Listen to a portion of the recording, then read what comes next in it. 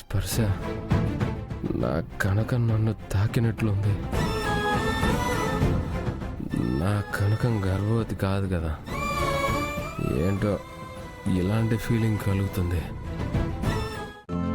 ఈ రోజే డౌన్లోడ్ చేయండి, మీ ఫేవరెట్ షోస్ చూడండి.